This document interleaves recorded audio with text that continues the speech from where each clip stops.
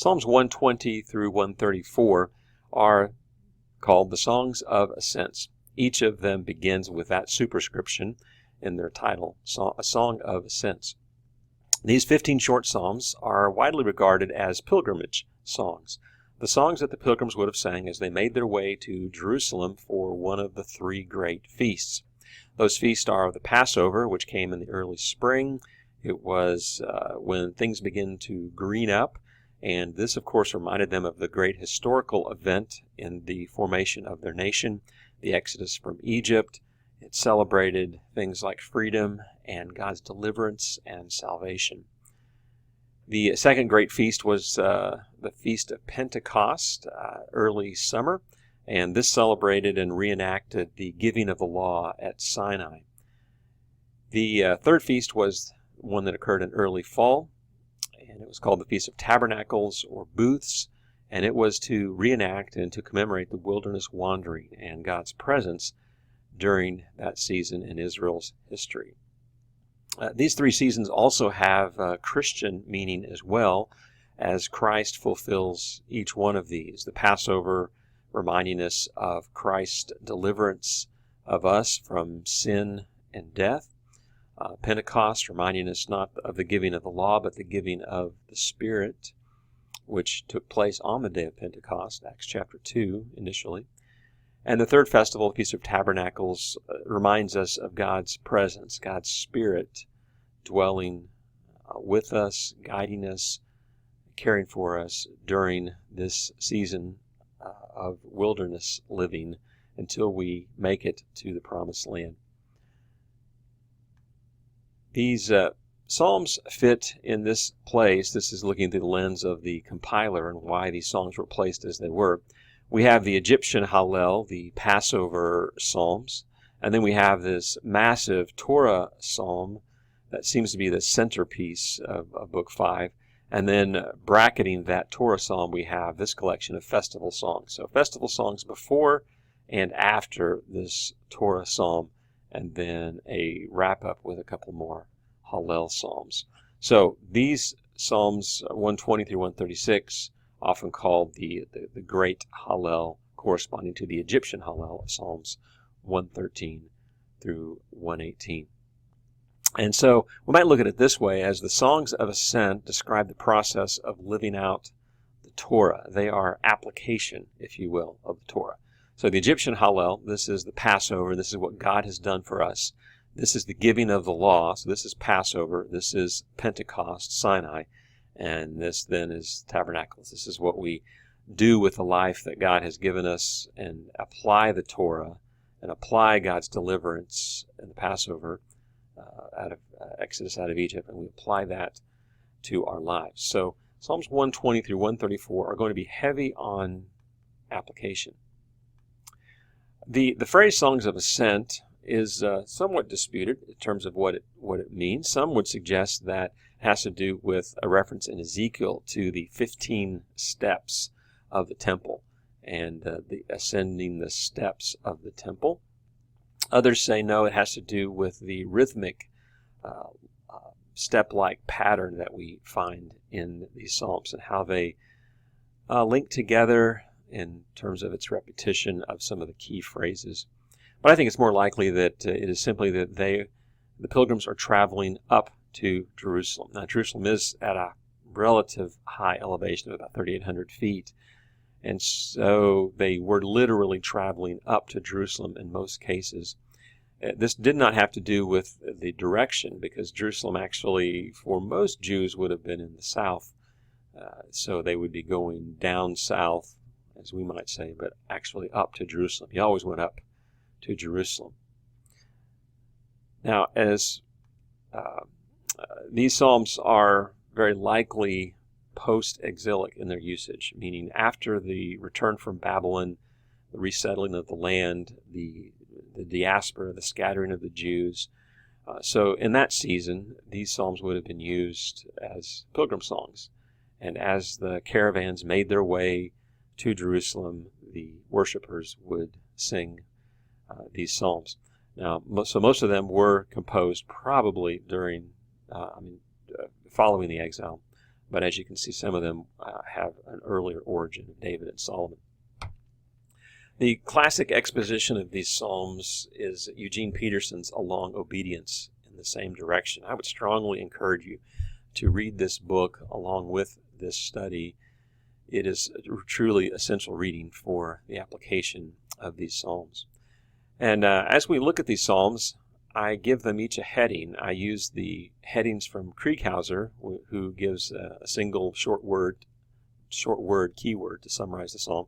And then in parentheses, I place Peterson's words, which tend more towards application. So hope that's helpful to you. One final thing to be aware of in the Songs of Ascents is that there are some common phrases and words that occur in all of them. These are the 5 phrases or some form of them that are repeated throughout these songs and give them a loose unity. We also find the common theme of a city, Jerusalem, Zion, mentioned in some level in every psalm except 123, which makes sense. If this is the destination, of course, we're going to sing about that destination. First psalm is, as Peterson says, a song about repentance. And first we see this case of anadiplosis, staircase parallelism, which is this repetition and linking of key words and phrases. And the psalmist is in Meshech. I sojourn, I live, I dwell in Meshech. Now, Meshech was a region near the Black Sea, so that's modern Turkey. So that's way north of Israel. I dwell among the tents of Kedar. Well, that's way south. Kedar was probably a nomadic tribe in the Arabian desert to the south and to the east of Israel. It's connected with Ishmael. And so Meshech and Kedar stand for alien and foreign, hostile environments. And so the pilgrim feels quite distant, whether that's literal or figurative, but he feels very distant from Jerusalem. These places are about as far away, both geographically and culturally, as you could get from Jerusalem. And so he is expressing a sense of distance. They are lying, deceitful people who are for war, warlike people, verse 7 tells us. And so the psalmist is a man of peace, but he finds himself in a culture that is for war. And so Peterson makes the point that the first step in Christian discipleship is a rejection of the world and its lies and an embrace of Jesus and truth. So repentance is the first step in the journey of Christian discipleship. And so it is for the pilgrim coming to Jerusalem to renounce his worldly culture and environment and seek the city of Jerusalem. Psalm 121 may be the most familiar of the Songs of Ascent. It's been put to music in many different ways. Reminds us that along our journey that God provides for us, and He is in particular our guard, our protector, our help.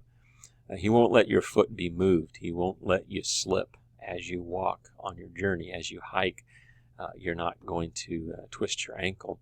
The sun's not going to strike you by day or the moon by night. These were the hazards of the journey: is that you would fall, that the heat of the day, the sun would burn you and weary you, or the moon by night, the dangers of night, whether that's wild animals or wild people, lunatics. That's where we get the word lunatic from, the moon. Just people that might rob you. So those are the hazards.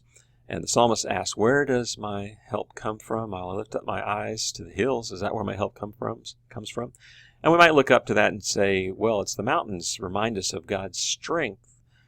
That's probably not the accurate interpretation of this.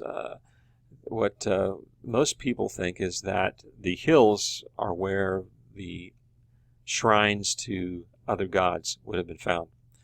And so while others might look to the hills, they might look to the shrines and to the gods that are worshipped there, the psalmist says, where does my help come from? Well, my help comes from the Lord, not from the hills, not from a shrine to another god, the one who My help comes from the one who made the heavens and the earth.